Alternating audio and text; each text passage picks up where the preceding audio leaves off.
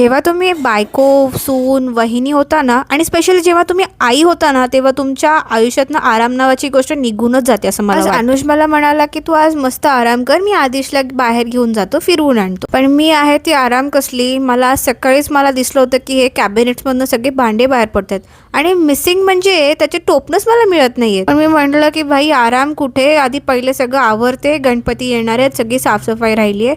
म्हणून मी सलग उठले आणि मग मला असं सगळे मी ना मेमरी लेनमध्येच गेले. मला ही आदिशची छोटीशी बॉटल होती आणि मला असं वाटलं किती लवकर मोठे होतात ना मुलं.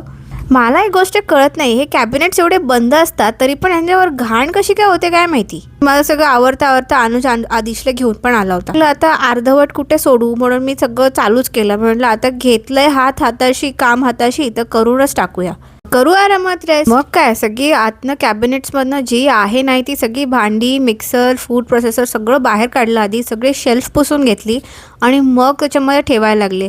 आता मी तिथे ना आता मी म्हटलं जागा जरा चेंज करूया, कारण ऑब्व्हियसली हे होत नव्हतं. त्यामुळे मी ना इथे माझे मिक्सर, फूड प्रोसेसर आणि माझे प्रोटीन, माझे आणि माझ्या नवऱ्याचे प्रोटीन पावडर्स वगैरे खरं गंमत आहेत. त्या डब्यांची टोपणं मला अर्ध्या मिळतच नाहीत.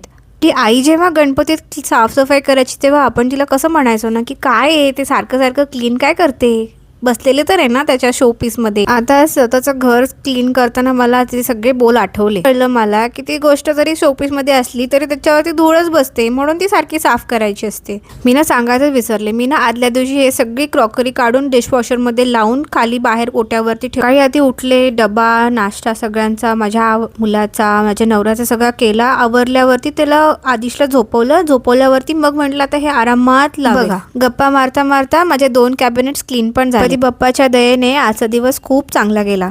भेटू आपण नेक्स्ट व्लॉगमध्ये. तोपर्यंत बाय.